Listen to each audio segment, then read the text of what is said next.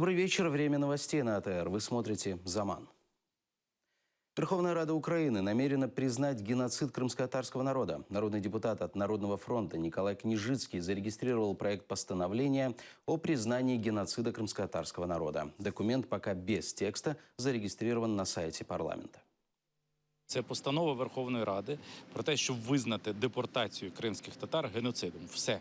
Це головне. І в першу чергу це повинна була зробити Росія, тому що той, хто цей народ виселяв, це був Сталін, і це був Радянський Союз, і Росія є спадкоємцем Радянського Союзу. В Росії це досі не зроблено. Мені дивно, що це не зробили ми. Тому те, що ми зараз робимо, ми віддаємо борги кримсько-татарському народу. Крім того, очевидно, після цього ми маємо звернутися до парламентів інших країн. Всюди, де є посольство України, з проханням і вимогою, щоб інші народи і інші країни теж визнали депортацію кримських татар геноцидом. Мені здається, що це дуже важливо і для історичної пам'яті, і для того, щоб запобігти тим проблемам і тим знущанням, які продовжуються над певними представниками кримсько-татарського народу зараз в Криму. Це важливо і з точки зору минулого, і з точки зору майбутнього. Украина сообщила ЕС и ОБСЕ о мощном наступлении боевиков. Пресс-служба президента Петра Порошенко информирует, пророссийские боевики начали мощный артиллерийский обстрел позиций 72-й бригады вооруженных сил Украины. Правительство страны предупредило ОБСЕ, что будет вести артиллерийский обстрел в ответ, чтобы сохранить свои позиции, соответствующие Минским соглашениям. В связи с обострением ситуации глава МИД Украины Павел Климкин по телефону обсудил с коллегами из Германии и Франции необходимость проведения четырехсторонних консультаций з участям Росії. Що сталося? Б'ють нас як собак. Ось що сталося з 25-го числа. Кожен день та кожну ніч. Як почали в 8:45 ранку, так і закінчили в 4 години.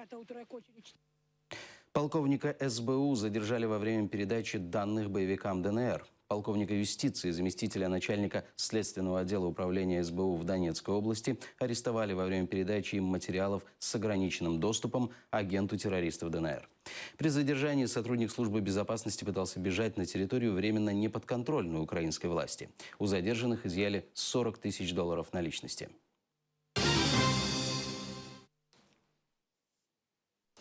В Украине запретили 38 российских книг. Такое решение приняло Госкомтелерадио Украины. Полный перечень изданий опубликовала Государственная фискальная служба Украины. В частности, к ввозу на таможенную территорию страны запрещены книги Федора Березина, Максима Калашникова, Александра Дугина, Сергея Доренко и других.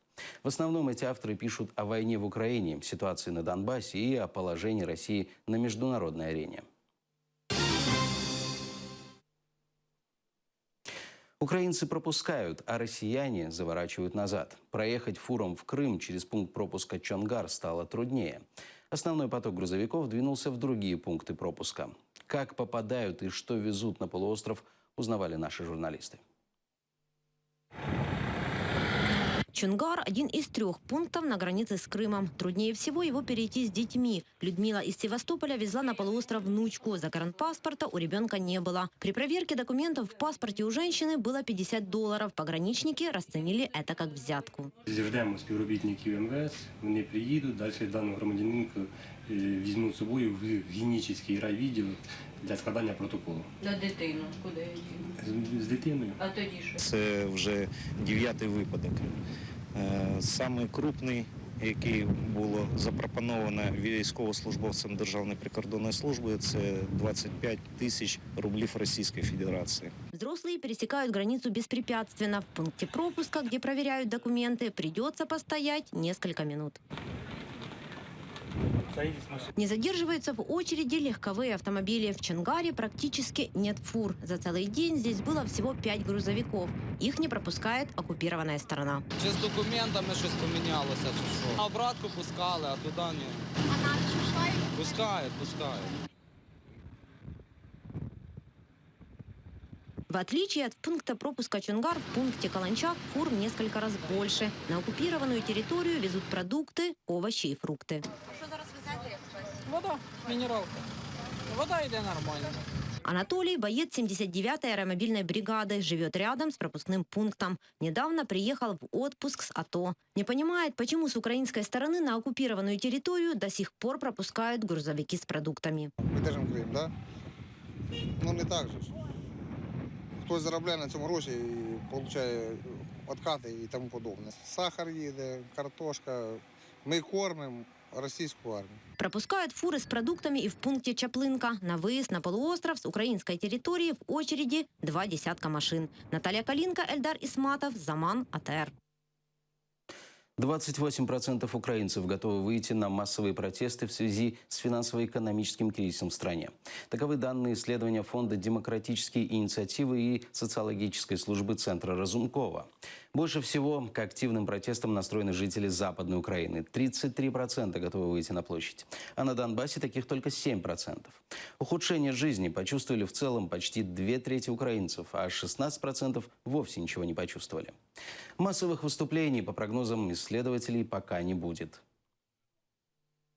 Ми не будемо свідками, як мінімум, найближче півроку значних протестів. Зараз знаходимося на тому етапі нової влади, коли нею вже не задоволені, але ще все-таки не готові там сильно протестувати.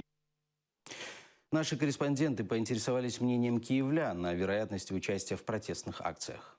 Ви бачите, що все зростає, зарплата як була, так і залишилася. Ну, просто ми люди такі витримані, все ж таки війна в нас, і ми вважаємо, що краще побути трошки тихше. Думаю, что настроение увеличивается, но на улицу навряд ли выйду, потому что тяжелая экономическая ситуация, и люди понимают, что может страна развалиться вообще. Не говорят правду. Наша адміністрація і все це верхушка.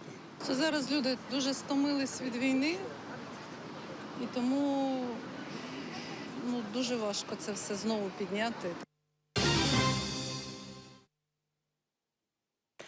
Антиправительственного митинга в Севастополе не будет. Суд отказал организаторам в проведении общегородского митинга 12 августа на площади Нахимова.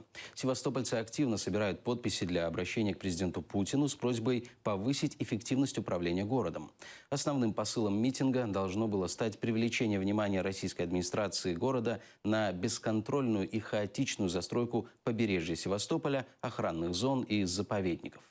Вместо антиправительственного митинга 12 августа на площади Нахимова российские власти организуют концерт группы «Ласковый май». Севастопольские активисты намерены его игнорировать. «30 лет в тюрьме просидит житель Таиланда за оскорбление монарха в Facebook. Как сообщает BBC, такой приговор вынесли тайцу за 6 оскорбительных постов. Это один из самых суровых приговоров, вынесенных по действующему законодательству об оскорблении короля.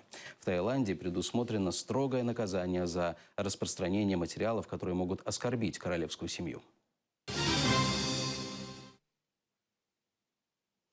В Анкаре состоялись съемки документального фильма о Мустафе Джемилеве.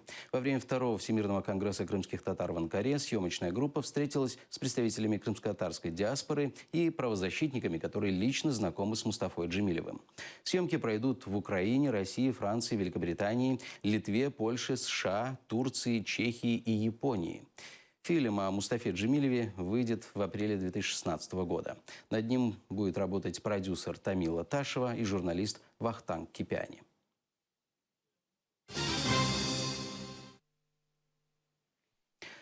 Крымско-татарская культура в Польше. В польском селе Крушиняны прошел татарский фестиваль «Сабантуй». О том, как это было, в нашем сюжете.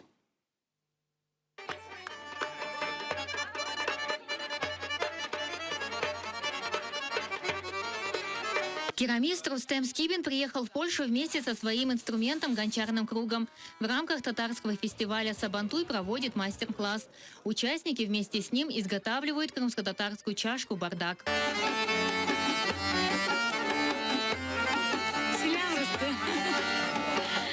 Крымско-татарской делегации из 11 человек, танцоры, певцы. Вышивальщицы показывают особенности культуры. Их рубашки и полотно пользуются большим успехом. Больше всего нравится, пожалуй, вот керамика. Это первое, на что обращаю внимание. Она потрясающая. Я, правда, не очень разбираю в этих женских украшениях, вышивках. Но они видно, что но это да, это прелесть, это прелесть. Концепт мира, можно сказать, да. Но прежде всего керамика. Но я рад, что я купил рубашку. Крым татарский. Сабантуй объединил сотни людей из Польши, Беларуси, Литвы, Латвии, Украины. Показ подачи кофе, обряды хны, как перед свадьбой невесте красят руки, конкурс приготовления блюд – все это позволило больше узнать о культуре крымских татар. Точно выиграете. Главное участие в Лиге Победы. Их культура несколько потерялась. Делали чебуреки, то есть это было больше похоже на жареные пирожки. Они просто набрали со всех, понемножечку всего. Да. В Польше такой фестиваль проходит в 9-й раз. То есть очень важно сегодня для нас найти и передать нашу культуру, нашу историю. Касательно Польши, это огромный пласт сохранившейся культуры, особенно военной. Вот, и то село, эти люди, которые там находятся, тот мизар, который там есть, он открывает нам очень много секретов и тайн. Татары в Польше помнят о своих предках в Крыму, пытаются сохранить культуру. В этом им помогают крымские татары. Эльвина Седулаева, Айдар Умеров, Заман, АТР. Крымский татарин Имин Сефершаев завоевал золото на первенстве Европы среди юношей по греко-римской борьбе. Всего крымская юношеская сборная завоевала 5 золотых, 2 серебряные и 2 бронзовые медали. Об этом сообщили в Федерации спортивной борьбы Российской администрации Крыма. На этом пока все. Хорошего вечера и будьте с нами.